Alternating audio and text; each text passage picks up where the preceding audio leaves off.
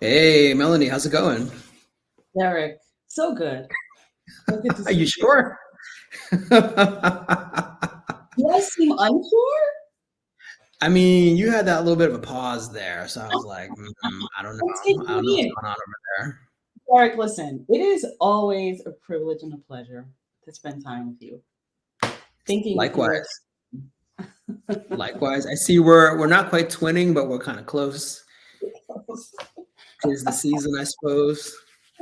yeah. It's been great going on this journey with you, having these conversations. I've really enjoyed it, Mm, and I went back to our first episode yes. around laying the groundwork because I really want to get a sense of like, have we been answering the questions that we said we are going to answer? Yes. Or have we addressed the topics that we said we are going to address? And it was kind of fun looking back at young Melanie and Derek and, just us and our little naivete saying, yeah, let's going to talk about this and we're going to solve, Black America's problems. Maybe that's a little strong, but, just how joyous we were to enter the conversation. And I'm still joyous now, but in a different way. Mm, And one of the things that stood out to me, there were many things that stood out to me looking back at that first episode and then thinking about all the ones that followed. But I took notes because I was sort of like, okay, yes. there's a lot that we're addressing here. And the word that came up for me the most in looking back on that first episode is the word power. Because we say it a lot, we state it a lot, power, power, power. And when I started thinking about the episodes that followed, I kind of came up with 4 ways in which we discuss or describe power. So 3 in particular, we were very concrete. So one is the power to acquire an asset or to acquire resources or to access land. So one is that just sort of general sense of a power to accumulate something. Yeah. The second one that I thought about was the power for an individual to exercise his or her autonomy or agency in order to achieve some level of greater freedom. The third one was the power for a community to project itself, to have that cultural autonomy that Chris mentioned during the reparations episode. But then there was a fourth one that we touched upon both in that first episode and then in successive ones. We touched upon it, but it's a type of power that I don't know if there's a way to really to name it and claim it. And that's the power that contains and that constrains. A power that contains or constrains someone from being able to exercise their agency, or that contains or constrains a community from being able to project itself and to develop itself in the ways that it wants. And it's a power of such a large scope and such a large type that I don't know that there ever is or will be a way to say this is the source of this power, because it's the system, it's the systemic ways in which power manifests itself through Yeah. gerrymandering, through redlining, through blockbusting, through predatory loans, through whatever it is, that there's no one identifiable source. It manifests itself in different ways, but there's no one identifiable source. And so that to me was something that we touched upon, but I don't know that we can ever really name it and say this is what it is and this is where it comes from. Yeah, but we can add signifiers to it. So we can say, all right, here are the powers of exclusion or the powers of oppression. I think it's important to be able to do that so that we don't feel powerless in addressing them. Like that we can Mhm. start to name and identify, oh, that right there, that is, I tend to think about this every day in terms of my own relationships. I'm married to somebody who is from outside the United States. And it in that marriage, in building that closeness, I can see more and more how much I'm conditioned in a mindset of US capitalism, right? I have Mhm. certain entitlements. I have certain ways that I look to exert my own influence or have my terms satisfied. Like things need to be on my terms. That is that is an oppressive power. And so I think for us to be able to start to identify it and name it is in itself a reclaiming um, from disempowerment ourselves. So, like you're saying, to name redlining, gerrymandering, and all the rest, but also in predatory lending. But what does it mean to even name the thing where people feel like, well, I just don't understand why, da da da da. If there's a feeling like I just don't understand why, there's a power element there, and let's identify it and put a name to it, put a signifier to it. Right. And I think the other, so I totally agree with everything. I think the other piece of this is, the opposite of power. So the opposite of power, I don't know what folks will think of when they hear me say this, but the opposite of power is permission. Yeah. And the need to ask for permission and to ask for the right to do something that is naturally your right anyway. Or approval. And yeah.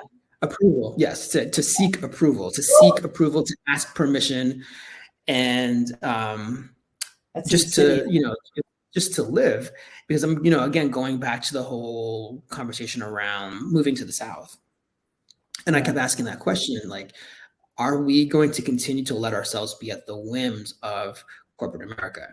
Are we going to continue to be at the whims of economic factor X, like that move people to the north, that's asking people to move to the South?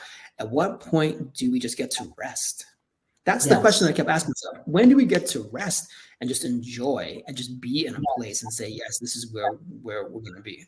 No, that's powerful. It resonates even in Boston. The conversation that we had with Sheena Collier about having agency such that individuals, generations of Black professionals, and whole communities aren't now expected to pick up from the neighborhoods that they were redlined into in the city and now move to suburbs well beyond the city because that's the most affordable scenario at this time. So to say that at any point you need to be expected to pick up and shift your life, shift your cultural point of reference and move just so you have permission to be somewhere, or even just in the city itself to say, well, how do we have spaces that we can convene to gather? You have to sort of ask for concessions from corporations, from the city. Like that's bananas. When you start to really name it, like you say, it feels like, whoa, you can actually see how much our lives are interlaced with,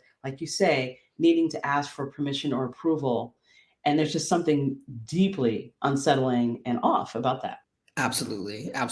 And now that you're mentioning moving to the suburbs, it's not like folks are just moving to one suburb. They're moving to a variety of suburbs. They're moving to the whole arc of suburbs around the city. And I'm like, well, will that mean a dilution of power? Because now it's like we're not. Yeah, I mean, for it to be affordable, in a lot of cases, people are moving far. They're moving 45 minutes an hour from the city. And spread out. That's right. They don't just have their pick of the burbs. and they might not be on the prime commuter train in the community that they're able to move to. I was talking about Black folks. And so, is it diluting our sense of presence? I mean, Sheena was actually arguing that in some communities, there's more and more of a presence of Black folks such that there probably is going to be more civic engagement built in those nodes outside the city. They still all will reference back to Boston's political power, for example, but that there are these kind of almost like syndicates of communities outside the city that are going to be building their own civic and cultural and economic bases. And that's good too. I like that what we're doing is trying to think on a generational scale, big picture, longer term. One of the questions you've been asking is, in this whole requirement to move, this economic requirement to move, are we creating a generation of nomads, in the way that the Great Migration formed whole cities and regions? Black folks who escaped for physical safety to everywhere from, Philadelphia, Chicago to New York City. Is this now another kind of generational shift where people are just economically required to vacate and to spread out? And what does that do? To our consciousness? So I appreciate that you're raising these questions. I mean, it's hard not to, right? I mean, I find it hard not to be, as you pointed out in that episode around moving to the South, or around, what do we call it, rebuilding from the ground up. I tend to think that way. I tend to think as someone who's like, yeah, like I want to have the freedom to make the choice to move. But yes, Yes. when I do that, I have the agency, the ability to think ahead and say, okay, these are the moves I'm going to make. This is the strategy I'm going to take, and just do that.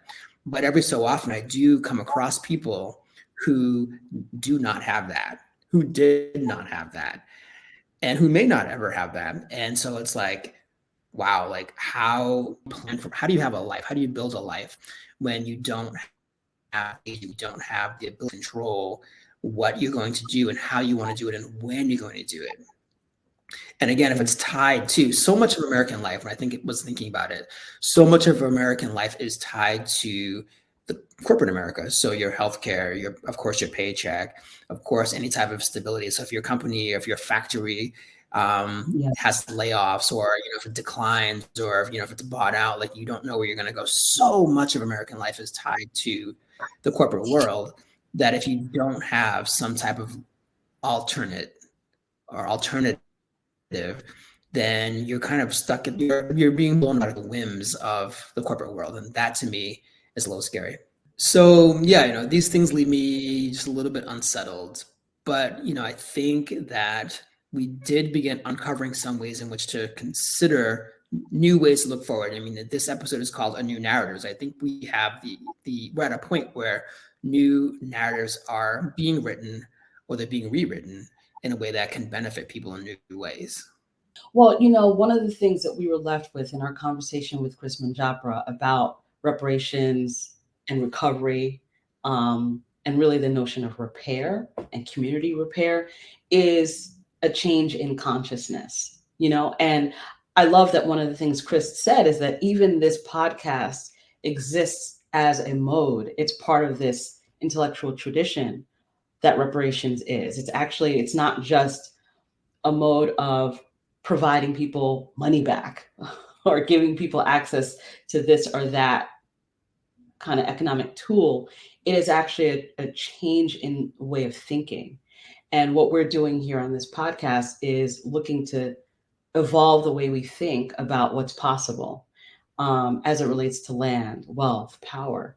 And so we're part of this intellectual tradition. Let's hold that. If we're doing that and we're about changing consciousness and shifting consciousness by learning from each other, learning from our friends, what are the things that we get to explore? And there were little like highlights and guideposts from various conversations with our guests up until now that lit up for me. Oh, of course, we need to be having a conversation about something as simple but really important and effective as estate planning, for example, on the individual level.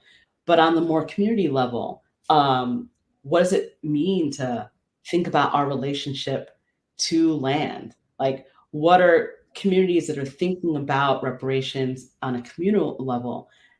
How do they even go about that? Not just about like changing who owns the title of a property, but what does it mean once you do that? Like, and one of the things Mhm. that Chris left us with is, does the land actually own us? Are we can we get to our minds to a place where we're actually acting in response to our relationship to land? And if that's true, then we're also thinking about not just the land for our own personal acquisition and enjoyment, and even our ability to hand down something to the next generations. But we're also thinking about care and protection of the land itself, the environment.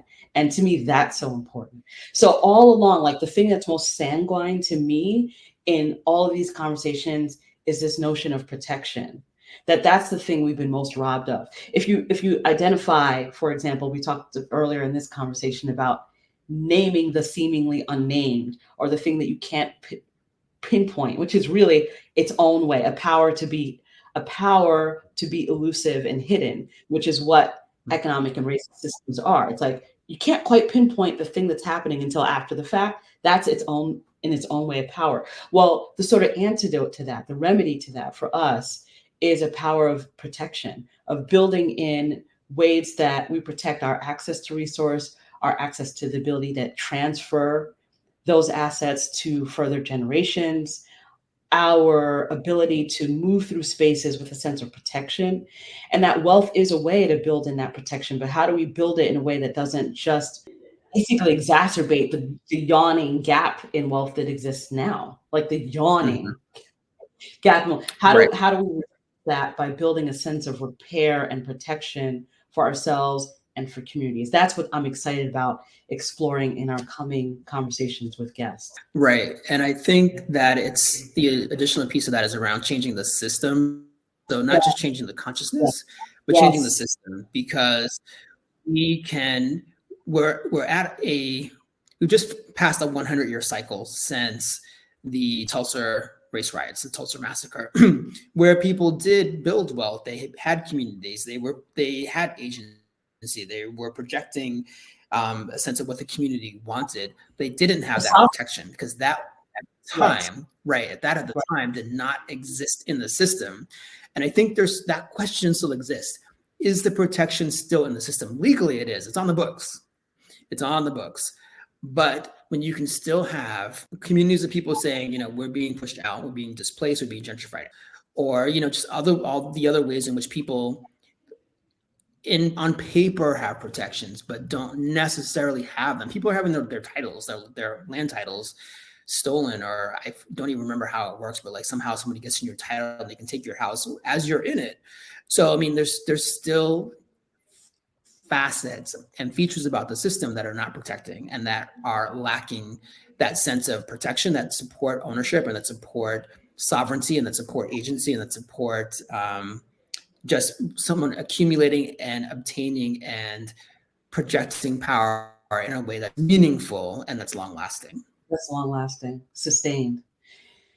Yeah, and I think we have to, as we do this, then you're talking about shifting the way systems operate is really what we're, I Mm-hmm. think, trying to consider. Because even again, where Chris Manjapra, that conversation is fresh in my mind right now, because there was so much of a learning in it. I mean, I felt like I was in a seminar. We were really rigorously unraveling assumptions about our experience, including Mm-hmm. our relationship with land itself. But one of the things he gave as an example is even where we tout emancipation in itself as a movement um, from governments, from colonial governments, was really to protect the wealth being absconded from the white plantation classes in Europe.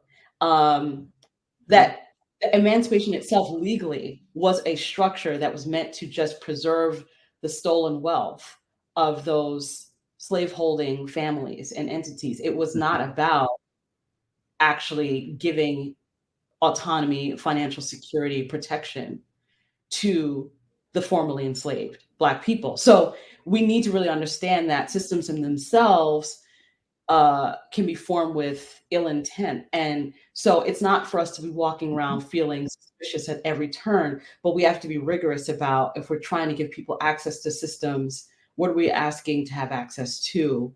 And how do we interrogate and restructure systems in a way that actually really is protective for all? And so these feel like big questions because they're big issues. They just are. They just are.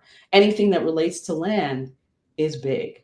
Sure, they're big questions, they're big issues, but they also have everyday impact. Like, none of us can really walk around and be like, oh, that's just a big issue. I'm not going to worry about it because it will come down and have an everyday impact. When we're talking about the system and who has access and does the system protect and do we change the system, another question that I would have now and also going forward is, do we even want this system?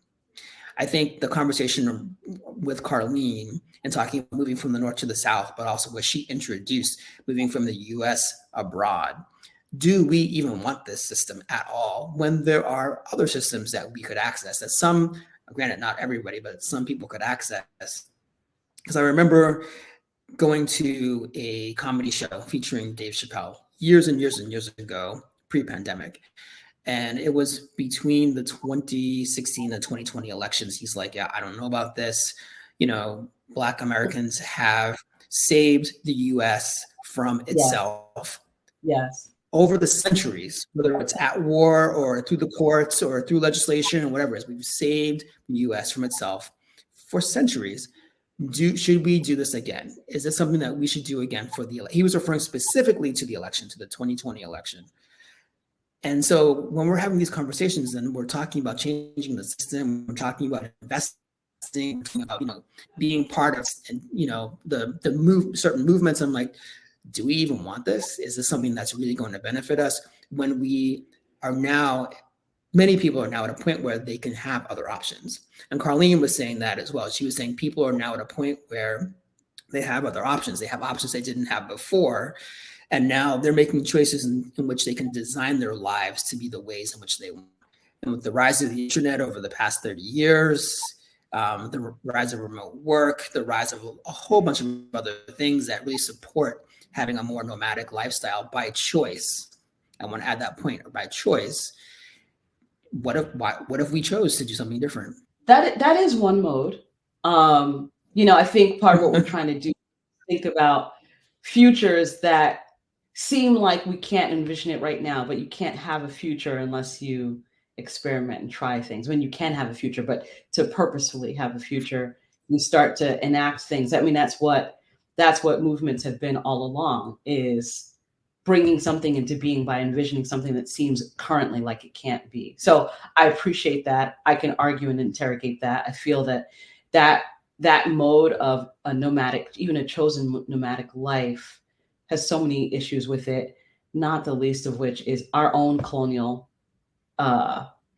thrust. Like for us to go and do something somewhere else, first of all, you can't run. We can't run. The same issues of inequity exist in Britain, just like they exist here, even more extreme in what we call the global South. So I just think we then end up becoming another side of the problem, going somewhere else. So I'm very unsettled by that. I don't disagree with the importance of us having autonomy and agency to live out our life in a different way. But if we're talking about whole generations or people moving out of the United States to go somewhere else to do what? To be, basically colonizers.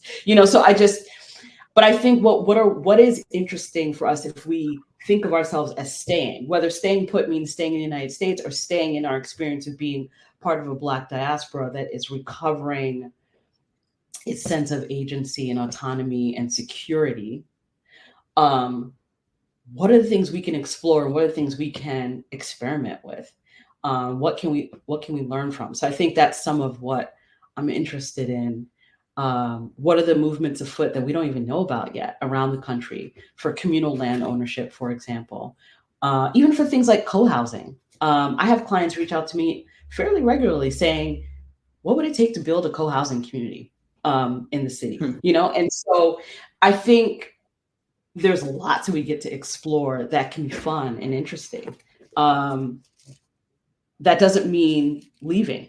But it does mean financing, because everything we're talking about comes with a dollar sign. As Melinda would say, everything about real estate comes with a dollar sign. So, we can't ignore that. As much as we want to say, okay, we're going to be anti-capitalist and, we're going to change the system in a way that's more fair and equitable, somehow we've got to be able to finance this. And that is through some type of communal financing ability or through something else, some other mechanisms. I'm not really versed on that side of things, but, figuring out how to finance it. And then, what's that? Well, we can talk to people who are. I mean, this might point to some of the guests that we look to have. Absolutely. Yeah, no, I'm just thinking, we have to figure out how to finance that, but then also what do we do in terms of protecting it sort of in that middle term of like when you have the ownership or the possession or the stewardship? Because I'm trying to shift my thinking around not just owning, but stewarding the land, stewarding the asset. But then, we had brief conversations off camera about estate planning. And so, when it's your time, just before it's your time to hand over whatever it is to the next generation, or as you're about to depart from this earthly plane, you have to have some type of estate planning, which will secure the stewardship for the next generation and for the generation after that, whatever it is that you're hoping to do in the future.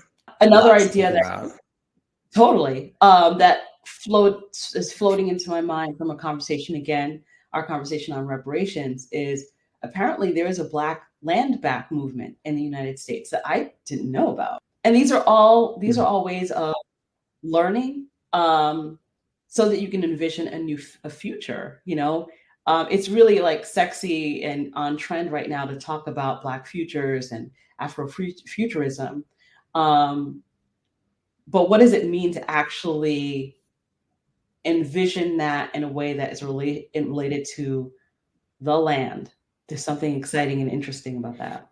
I still don't want to leave being an expat behind because there's still that sense of the Black diaspora it's not in flux, but it's in motion. So you Yeah. have more people from Africa and the Caribbean coming to North American Europe, but you also have a lot of North American Blacks and European Blacks moving to the Caribbean and to Africa and to Latin America.